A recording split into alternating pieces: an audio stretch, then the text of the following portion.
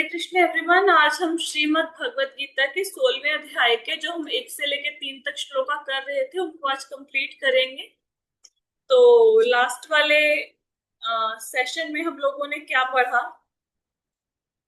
हमने जाना कि भगवान इसमें इस अध्याय में गुणों के बारे में बता रहे हैं, आसुरी गुण और दैवी गुण। तो सबसे पहले भगवान अलग अलग वर्णों और आश्रमों के जो जो योग्यताएं होनी चाहिए व्यक्तियों की, जो उनमें गुण होने चाहिए, उनके विषय में बताते हैं। तो भगवान कहते हैं कि जो सन्यासी है, सन्यासी में कौन कौन से गुण होने चाहिए? अभयम, पूरी तरह से भगवान के ऊपर उसे निर्भर होना चाहिए। उसको आत्मशुद्धि होनी चाहिए। आत्मशुद्धि का मतलब है कि कोई एक तो विधि विधानों का पालन करे, किसी स्त्री से कोई संपर्क नहीं रखना, बहुत ज्यादा धन इकट्ठा नहीं करना। ऐसे बहुत सारे नियम होते हैं जिनका सन्यासी को पालन करना होता है, तो उन विधि विधानों का पालन करें। और क्या था कि जो वो सन्यासी जो होता है उसको ज्ञान का अनुशीलन करना चाहिए। ज्ञान का अनुशीलन करने का मतलब है कि ज्ञान अर्जित करे और लोगों को ज्ञान बांटे। तो सन्यासी को या तो शास्त्रों के विषय में ज्ञान होना चाहिए, फिर ही सन्यास ले। अगर शास्त्रों का ज्ञान नहीं है और सन्यास ले लिया तो प्रमाणिक स्रोत से इसके बारे में सुने और ज्ञान अर्जित करे। सिर्फ भिक्षा मांगने के लिए द्वार द्वार नहीं जाना।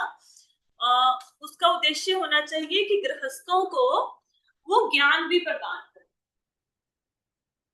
अगर किसी से भिक्षा लेने किसी के द्वार पर जा रहे हैं तो उनको ज्ञान दे। अब सुबह की क्लास में मैंने सन्यास की 4 कैटेगरी से बताई थी सन्यासियों की। तो कुटीचक, बहुदक, परिव्राजकाचार्य और परमहंस, ये 4 सन्यासियों की कैटेगरीज हैं। फिर भगवान ने बताया गृहस्थियों के क्या क्या कर्तव्य हैं। गृहस्थियों के कर्तव्य हैं दान देना, आत्म संयम, अपनी इंद्रियों पर थोड़ा कंट्रोल रखना, स्पेशली इन मैरिड लोगों के लिए है, या अनमैरिड को भी बहुत ज्यादा भोग में लिप्त नहीं होना चाहिए। यज्ञ करना है, कौन सा? हरे कृष्ण महामंत्र का। ब्रह्मचारियों के लिए बताया कि उनको शास्त्रों का अध्ययन करना है। फिर ब्राह्मणों के गुण बताए भगवान ने। ब्राह्मणों के गुणों में सबसे पहला है सरलता, कि जो भी ज्ञान अर्जित किया है उसको दूसरों को समझाना। अगर कोई बात पता चली है जिससे किसी की आध्यात्मिक प्रगति हो सकती है तो उसको लोगों को बताना है, ज्ञान को छुपा के नहीं रखना है। फिर दया करना, किसके ऊपर नहीं, सॉरी, अहिंसा, इसके बाद अहिंसा आएगा। किसी भी जीव की प्रगति को ना रोकना, किसी जीव को मारना नहीं। नहीं तो अगर हम किसी जीव को मारेंगे तो उसको सेम योनि में फिर से जन्म लेके जो भी अपने दिन रह गए उस योनि के वो पूरे करने पड़ेंगे। जैसे कल एग्जाम्पल से बताया था, अगर किसी को चूहे की वो मिली है योनि और उसको वहां पे 2 साल चूहा बन के रहना है, आपने 1 साल हुआ चूहे को मार दिया, उसको फिर से चूहा बनना पड़ेगा और 1 साल कंप्लीट करना पड़ेगा जो उसका बाकी रह गया। तो हिंसा नहीं करनी। उसके बाद था सत्यम। सत्यम का मतलब है कि यथारूप में चीजों को बताना है। जैसे हम भगवत गीता यथारूप पढ़ रहे हैं ना, तो चीजों को मन माने ढंग से, शास्त्रों की बातों को तोड़ मरोड़ कर पेश नहीं करना। अक्रोध का मतलब है कि अपने गुस्से पर कंट्रोल रखना है। त्याग का मतलब है कि अगर कोई दूसरा इंसल्ट कर रहा है तो उसके बुरे शब्दों को उसको, उसके प्रति बुरे शब्द, अगर कोई आपकी इंसल्ट कर रहा है तो उसको सहना है, उसको बदले में अपशब्द नहीं कहने।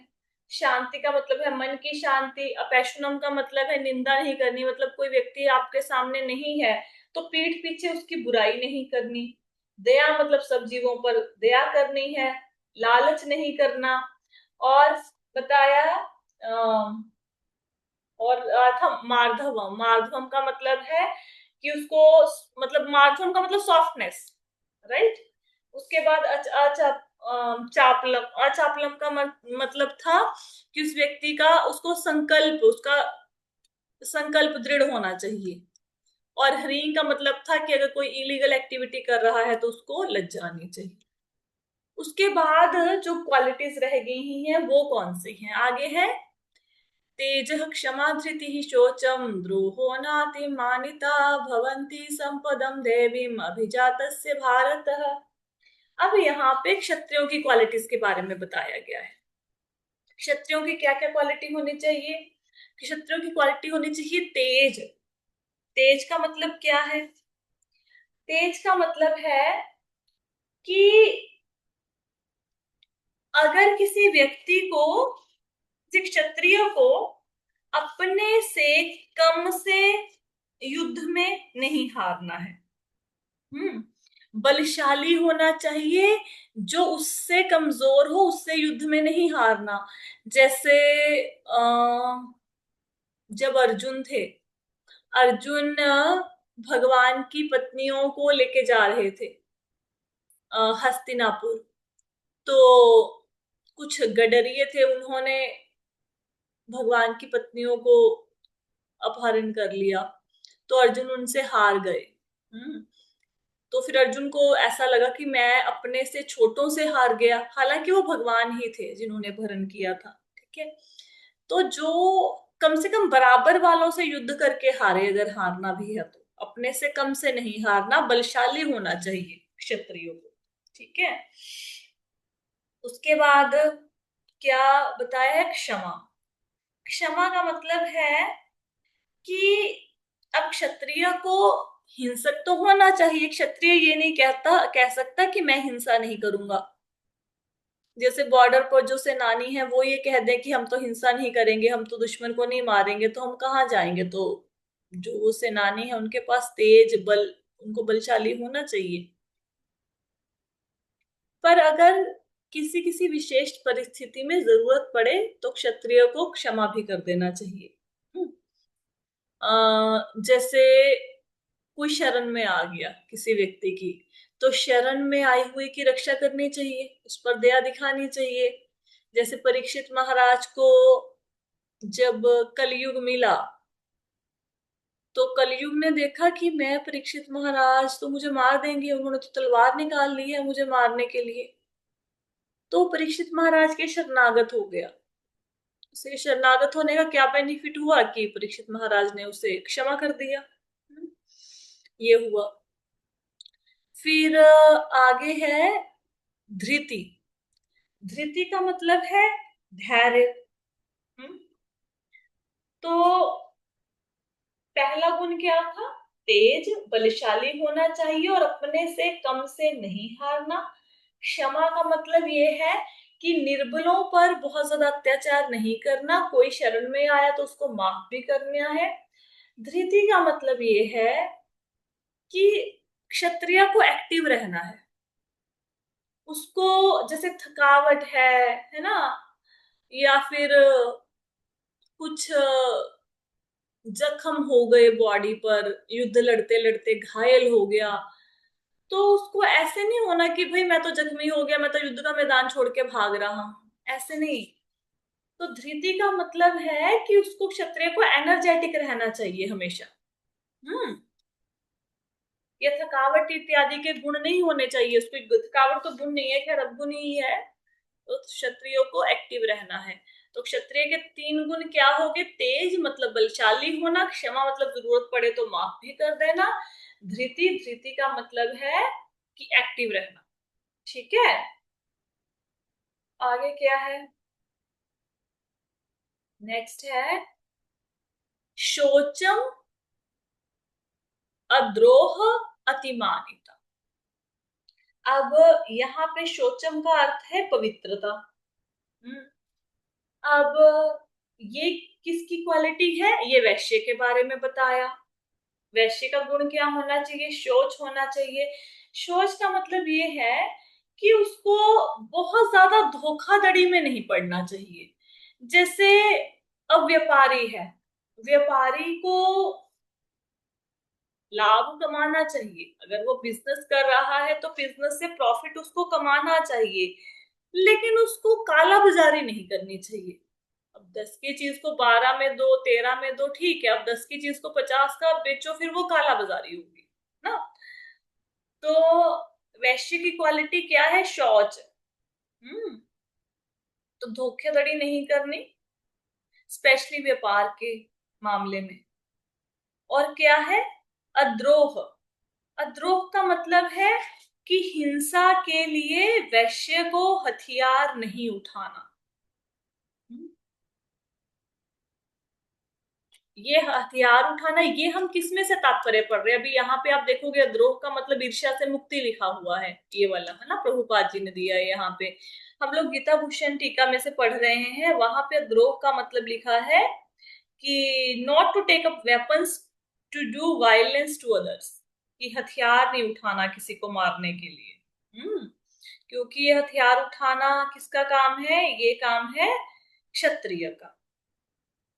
आगे क्या है? ये दो क्वालिटीज, शोचम, अद्रोह, ये दो क्वालिटीज होगी वैश्य की।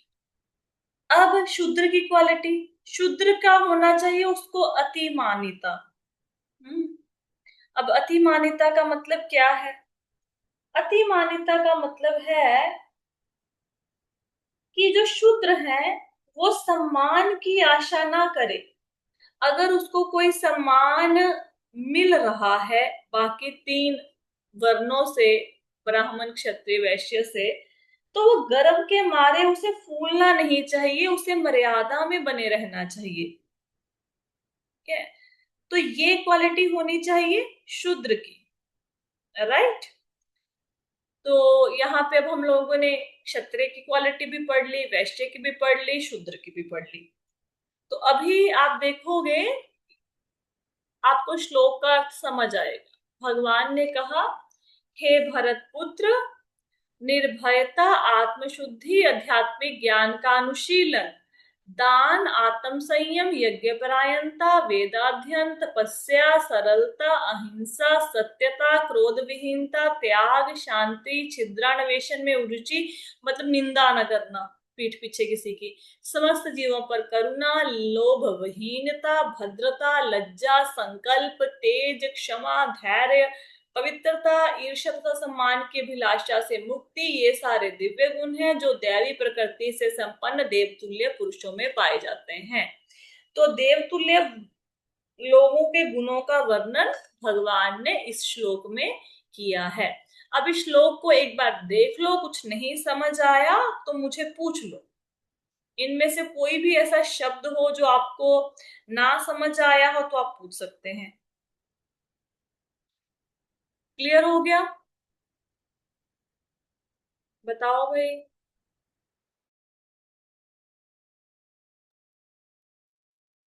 अरे नहीं बोलेगा तो कैसे हाँ पता जी। लगे? क्लियर हो गया?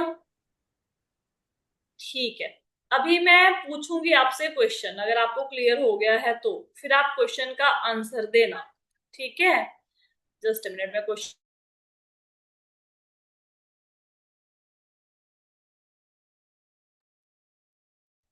अब मुझे ये बताओ कि दान, दान किसका गुण है? दान की क्वालिटी किसमें होनी चाहिए? गृहस्थी में मदद। गृहस्थी में होनी चाहिए।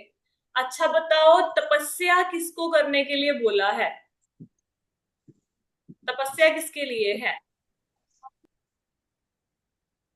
हम्म मतलब वो ब्रह्मचारियों के लिए। तपस्या है वानप्रस्थी के लिए, ठीक है। अच्छा अब मुझे बताओ, यज्ञ परायणता, यज्ञ किसने करना है बताओ? ब्राह्मणों ने। गृहस्थ ने। गृहस्थी ने यज्ञ करना है, ब्राह्मणों ने यज्ञ नहीं करना। कौन सा यज्ञ करना है गृहस्थियों ने बताओ? नाम संकीर्तन। हाँ, नाम का यज्ञ करना है, वो नहीं कि पंडित बुला के वहां पे हवन करवाना है, ये नहीं बताया गया। नाम यज्ञ करना है, बाकी यज्ञ कोई नहीं कर सकते हम, है ठीक है। अच्छा ये बताओ, सम्मान की अभिलाषा से मुक्ति, ये किसका गुण है?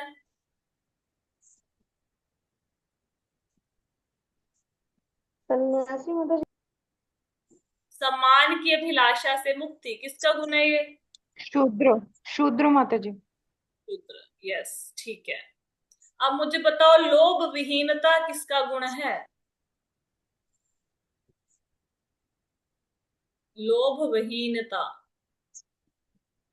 लोभ नहीं करना, लालच नहीं करना। वैश्य। वैश्य। वैश्य।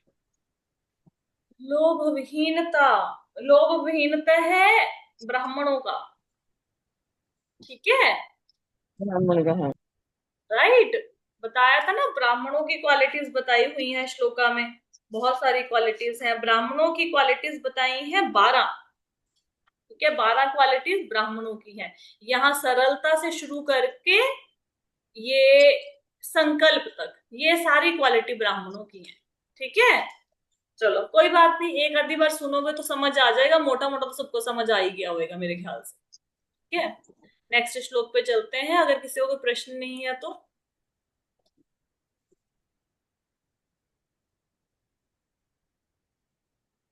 चौथे श्लोक पे चलते हैं। दंभो दर्पोऽभिमानश्च क्रोधः पारुषमेव च अज्ञानं चाभिजातस्य पार्थ संपदाम आसुरीम। यहाँ पे क्या बताया है? अब भगवान ने देवताओं के गुण बताए ना, अब भगवान असुरों के गुणों का वर्णन कर रहे हैं। ठीक है, क्या कह रहे हैं भगवान? कि दंभ, दर्प, अभिमान, क्रोध, कठोरता और अज्ञान, ये किसके गुण हैं? ये राक्षसी स्वभाव वाले जो व्यक्ति हैं, आसुरी व्यक्ति हैं, उनके गुण हैं। मतलब अगर किसी के अंदर ये सारी बातें हैं, अभिमान है, क्रोध है, कठोरता है, अज्ञान है, तो समझो कि वो नेशनल हाईवे पे है। कौन से नेशनल हाईवे पे है? नर्क के। नर्क के हाईवे पे उसने अपना रास्ता शुरू कर लिया है। ठीक है, अब ये लोग क्या करते हैं? जो आश्रय स्वभाव वाले होते हैं, आश्रय स्वभाव वाले लोगों के पास दंभ मतलब घमंड बहुत ज्यादा है। ठीक है, दंभ का मतलब क्या है? कि अगर वो कोई धार्मिक काम करेंगे तो वो दिखावा करते हैं, जैसे कि लोग सब मुझे जाने कि मैं ये धार्मिक काम कर रहा हूं, तो दिखावे के लिए वो धार्मिक काम करते हैं। ठीक है, ताकि लोग कहें कि कितना धार्मिक व्यक्ति है, कितना बढ़िया काम कर रहा है, तो दिखावे के लिए करते हैं। दर्प का मतलब क्या है? कि अपने नॉलेज के ऊपर बड़ा अभिमान करना, अपने ज्ञान के ऊपर अभिमान करने का मतलब है दर्प। अति मान्यता का मतलब क्या है? पिछले श्लोक में देखा था ना, सम्मान की इच्छा ना रखना, आया था ना पिछले श्लोक में। ये देखो, पहले भी आया थी मान्यता, ये देखो मैं दिखाती हूँ। अति मान्यता, सम्मान की आशा, आया है ना। अब यहाँ पे फिर से ये आया है। क्या आया है इसमें? इसमें आया है ये शब्द आया है अतिमान, अतिमानिता, ये देखो। तो इसमें लोग क्या करते हैं कि भाई मान सम्मान की इच्छा करना। ठीक है, तो मान सम्मान की इच्छा करना भी असुरों का गुण है। फिर क्रोध, क्रोध का मतलब तो पता ही है, एंगर, गुस्सा करना। और क्या है इसमें? और आया इनके और गुण का वर्णन पारुष्यम। पारुष्यम का मतलब क्या है? कि दूसरों के सामने बड़ी कठोर वाणी यूज करना, बड़े रफ वर्ड्स यूज करना। ठीक है, ये भी असुरों का गुण है। ठीक है, फिर अज्ञान। अज्ञान का मतलब क्या है? क्या सही है क्या गलत है इसकी पहचान ना होना। ठीक है, ये ज्ञान है। तो ये सारे गुण किसके हैं? ये हैं आसुरी स्वभाव वालों के, जिनके पास राक्षसों जैसे बुद्धि है, उनके है। ठीक है, ऐसे व्यक्ति क्या करते हैं? ऐसे व्यक्ति ना तो कोई धार्मिक सिद्धांतों का पालन करते हैं, अपनी शिक्षा पर बहुत गर्व करते हैं, उनको होता है कि बाकी लोग हमारी पूजा करें, हमें सम्मान दें, छोटी छोटी बातों पे गुस्से हो जाते हैं, प्यार से नहीं बोलते, उनको पता ही नहीं चलता क्या करना है क्या नहीं करना, किसी शास्त्र को नहीं मानते, अपनी सनक के अनुसार काम करते हैं।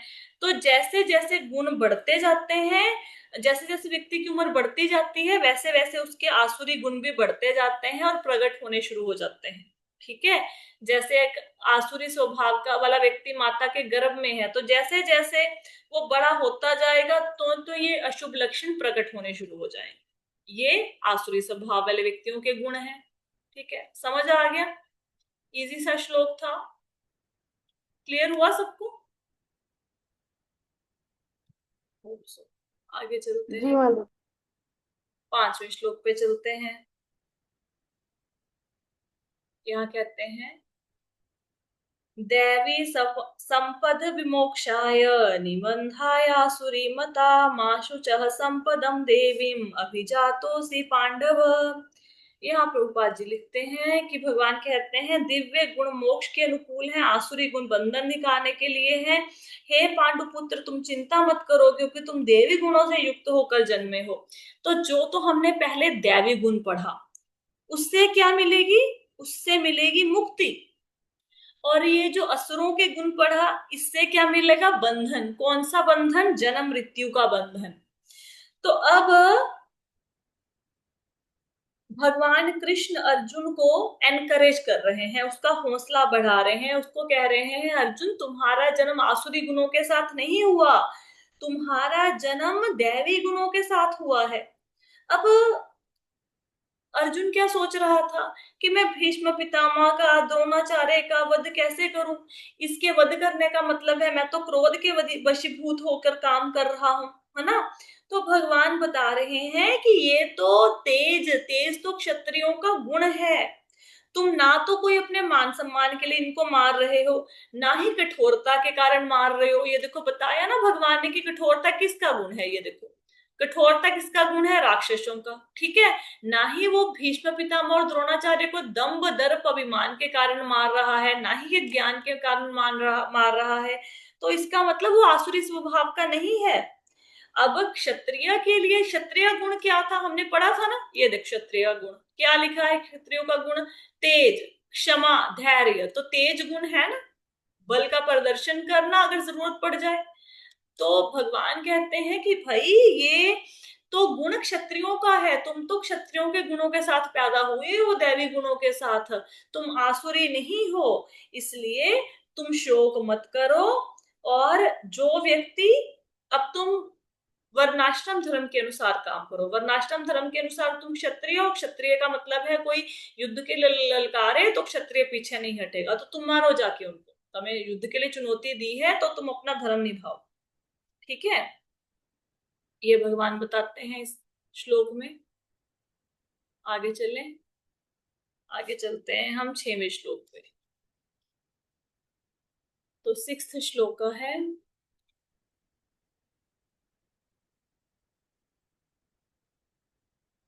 द्वभूत सर्गो लोकेस्मिन् अदेव आसुरे, द्वभूत सर्गो लोकेस्मिन् दैव आसुर एव च देवो विस्तरशः प्रोक्त आसुरं पार्थ मे शृणु। तो भगवान कहते हैं, हे पृथापुत्री, संसार में सृजित प्राणी दो प्रकार के हैं, दैवी और आसुरी। मैं पहले ही विस्तार से तुम्हें दैवी गुण बतला चुका हूं, अब मुझसे आसुरी गुणों के विषय में सुनो। तो भगवान कहते हैं संसार में दो प्रकार के लोग हैं। एक दैवी गुणों वाले, एक आसुरी गुणों वाले। दैवी गुणों वाले लोग क्या करते हैं? वो वेदों के अनुसार, शास्त्रों के अनुसार जीवन को बिताते हैं। और आसुरी गुणों वाले क्या करते हैं? वो अपनी सनक के अनुसार काम करते हैं, शास्त्रों के अनुसार नहीं काम करते, वेदों को भी नहीं मानते। हालांकि देवता और असुर वो भाई हैं, लेकिन एक जो पक्ष है वेदों को मानता है, एक पक्ष वेदों को नहीं मानता। तो अभी हम लोगों ने पहले, दूसरे, तीसरे श्लोक में डिटेल में पढ़ लिया ना देवी गुण क्या होते हैं। हमने सन्यासी का भी पढ़ लिया, गृहस्थी का, वानप्रस्थी का, सबका पढ़ लिया, ब्रह्मचरी का। फिर हमने ब्राह्मण, क्षत्रिय, वैश्य, शूद्र के गुण भी पढ़ लिया। अब असुरों में क्या गुण होते हैं भगवान इसका वर्णन करेंगे। ठीक है, 7वें श्लोक पे चलते हैं। प्रवृत्तिं च निवृत्तिं च जनाना विदुरासुरः नाशोचं नापि चाचारो न सत्यम तेषु विद्यते। अब ये जो असुरों के गुण हैं, वो जो पहले आपने 3 श्लोक पढ़े हैं उसके एग्जैक्टली ऑपोजिट होते हैं असुरों के गुण। जो असुर है वह यह नहीं जानते क्या करना चाहिए और क्या नहीं। उनमें ना तो पवित्रता है, ना उचित आचरण, और ना ही सत्य पाया जाता है। अब यहाँ पे क्या बताया गया कि जो असुर हैं उनको कुछ नहीं पता कि क्या करना चाहिए क्या नहीं। उनको वेदों का, शास्त्रों का कुछ नहीं पता। वेदों में क्या लिखा है, शास्त्रों में क्या लिखा है, क्या जीवन के सिद्धांत हैं, क्या पालन करना चाहिए, कुछ नहीं पता। फिर उनको पवित्रता से कुछ लेना देना नहीं है, ना तो वो बाहर से स्वच्छ है ना आंतरिक तौर पर स्वच्छ है। जैसे अगर बाहरी तौर पर किसी ने स्वच्छ रहना है तो प्रभुपाद जी लिखते हैं उसको स्नान करना चाहिए डेली, उसको डेली ब्रश करना चाहिए, बाल बनाने चाहिए, कपड़े डेली चेंज करने चाहिए। तो आंतरिक स्वच्छता का मतलब है कि कम से कम भगवान के नामों का जाप करना चाहिए, है ना। ये तो करे ना, और कुछ नहीं हो रहा तो जो राक्षसी गुणों वाले होते हैं, आसुरी गुणों वाले, उनमें कोई पवित्रता नहीं होती, ना बाहर की ना आंतरिक पवित्रता। ना भगवान के नाम का जाप करेंगे ना अपने आप को पवित्र रखेंगे। कुछ लोगों को तो मैं खुद जानती हूँ कि 7-7 8-8 दिन सर्दियों में नहाना नहीं, परफ्यूम पे परफ्यूम लगाए जा रहे हैं। और अगर आप बाहर उनको देखोगे तो इतना का मेकअप लगा के इतने सुंदर चेहरे, मतलब लिटरली जब बताते हैं ना उन घर वाले उनके कि ये तो 1 वीक से नहाए ही नहीं, सर्दियों में तो ये नहाते ही नहीं, तो लगता है क्या क्या लोग हैं ये। और जो ऐसा करते हैं वो दिन में उठते भी लेट हैं। मैंने बहुत सारे लोगों को देखा है, जिसने नहाना नहीं उसने उठना भी नहीं है, उठना भी 11 बजे उन लोगों ने। ठीक है, कोई नाश्ते का टाइम नहीं है। तो ये सारे आसुरी गुण हैं। फिर आगे क्या कहा जाता है कि आचरण का मतलब क्या है। ना उचित आचरण होता है। आचरण का मतलब होता है कि हर, जैसे आप घर में वॉशिंग मशीन लेके आए, उसके साथ मैन्युअल मिलता है कि भाई वॉशिंग मशीन को ऐसे चलाना है, ऐसे नहीं चलाना, नहीं तो खराब हो जाएगी। उसी प्रकार हमारे जीवन को चलाने के लिए भी नियम है। वो नियम कहाँ पे लिखे हैं? मनु संहिता में। ठीक है, हमारे जीवन को कैसे जीना है ये भगवत गीता में भी लिखा है। ठीक है, जैसे मनु संहिता में लिखा है, प्रभुपाद जी कहते हैं कि स्त्रियों को फ्रीडम नहीं देनी चाहिए। इसका मतलब ये नहीं है कि स्त्रियों को दासी बना के रखो। कहने का मतलब है कि स्त्रियां बालकों के समान हैं। जैसे बालक की रक्षा करनी जरूरी होती है, इसी प्रकार स्त्रियों की भी रक्षा करनी जरूरी होती है। बालक की रक्षा करने का मतलब ये थोड़ा ना कि हमने बालक को दास बना लिया, है ना। तो अभी क्या है, आसुरी लोगों ने इस गुण की अवहेलना कर दी है। आइडली कहा जाता है, शास्त्रों में क्या लिखा है कि स्त्री को किसी ना किसी के संरक्षण में रहना चाहिए। जब वो अनमैरिड है तो पिता या भाई उसकी रक्षा करे, मैरिड हो गई तो पति रक्षा करे, फिर पति नहीं है तो कम से कम बेटा उसकी रक्षा करे। तो हमेशा किसी के संरक्षण में रहना है। लेकिन आसुरी लोगों ने क्या कहा कि स्त्रियों को पुरुषों के समान ही स्वतंत्रता देनी चाहिए। इससे कोई सुधार नहीं हुआ, समाज में अपराध बढ़ गया है।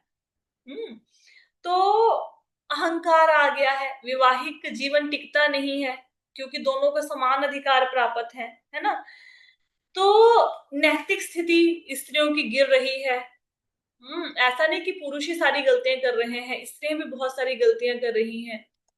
तो ये है कि आचरण सही ना होना। जो राक्षसी लोग होते हैं वो किसी मनु संहिता को, किसी शास्त्र को नहीं मानते, उनका कोई आचरण नहीं है, अपनी मनमर्जी से अपने कार्य करेंगे। और सत्य नहीं है, ना ही आसुरी लोगों में सत्य पाया जाता है। चीजों को तोड़ मरोड़ कर अपने ढंग से वो पेश करते हैं। इवन अगर वो शास्त्रों को भी पढ़ेंगे उसके अर्थों को भी तोड़ मरोड़ कर अपने फायदे के लिए यूज कर लेंगे। हाँ, तो ये क्या है? ये असुरों के गुण है। ठीक है, पहले भगवान ने देवताओं के गुणों का वर्णन किया, अब असुरों के गुणों का वर्णन कर रहे हैं। तो आई होप सो ये श्लोका सबको समझ आया। एक और श्लोका पढ़ लें, 8वां। आगे भगवान और असुरों के गुणों के बारे में बताते हुए कह रहे हैं, असत्यम अप्रतिष्ठम ते जगदाहुरन अनीश्वरम असत अपरस्पर संभूतम की मन्यात काम है तुकम।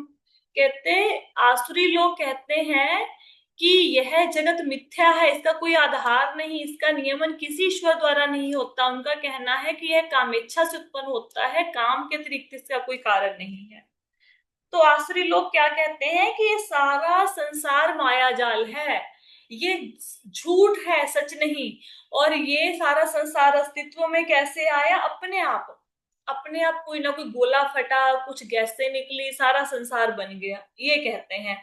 वो ये मानने को तैयार ही नहीं कि इसके पीछे भगवान का हाथ है।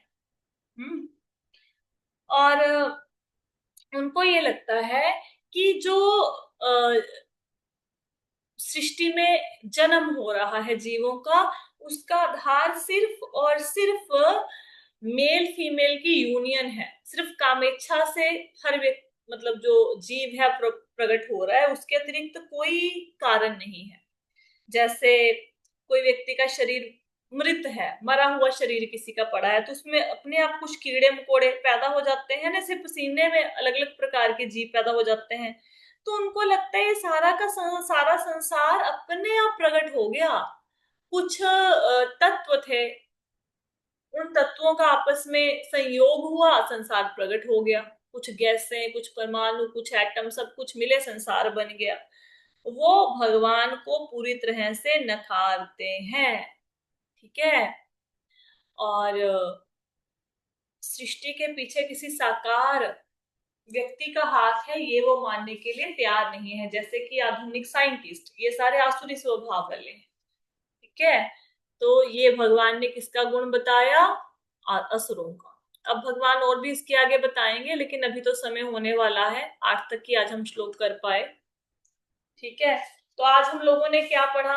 आज हम लोगों ने सेकंड श्लोक तक हम लोगों ने कर लिया था, तीसरे श्लोक से शुरू किया। तो हमने सबसे पहले क्षत्रियों के गुणों को जाना। क्षत्रियों के गुण क्या है? तेज, क्षमा, और धैर्य, ये क्षत्रियों के गुण हैं। ठीक है, एक्टिव रहना। और शूद्र का गुण क्या है? सम्मान की इच्छा ना करना। ये शूद्र का गुण है, ये आज हम लोगों ने जाना। फिर हम लोगों ने पढ़ा कि आसुरी स्वभाव वालों के गुण क्या है? दंभ, दर्प, अभिमान, क्रोध, कठोरता और अज्ञान। और भगवान कहते आसुरी गुण है तो फिर वह बंधन में फंसे रहोगे जन्म मृत्यु के चक्कर में। अगर देवी गुण है तो मोक्ष की प्राप्ति कर लोगे। फिर भगवान ने कहा कि संसार में दो तरह के प्राणी हैं, कुछ में आसुरी गुण है, कुछ में देवी गुण है। देवी गुण में बता चुका हूँ, आसुरी गुणों के बारे में बताता हूँ। फिर भगवान ने बताया कि आसुरी लोगों को पता ही नहीं क्या करना है क्या नहीं करना, ना उनमें पवित्रता है, ना वो ग्रंथों के अनुसार जीवन जीते हैं, ना ही उनमें सत्यता है। फिर भगवान ने बताया कि आसुरी लोग मानते हैं कि संसार अपने आप भौतिक तत्वों से प्रकट हो गया, इसके पीछे कोई भी नियंत्रता नहीं है, कोई कंट्रोलर नहीं है, कोई इसको बनाने वाला नहीं है। ठीक है। उनको, उनके लिए संसार का बेस क्या है? काम इच्छा। तो सारा संसार काम से पैदा हो गया, अपने आप पैदा हो गया। ठीक है। और सारा संसार झूठा है, कुछ सत्य नहीं है, ये मानते हैं। ये आज के श्लोकों में हमने सीखा। किसी का कोई प्रश्न है? नहीं। ठीक है, तो आज की क्लास को यहीं पे विश्राम देते हैं। श्रीमद् भगवद गीता की जय, श्रील प्रभुपाद की जय। हरे कृष्ण।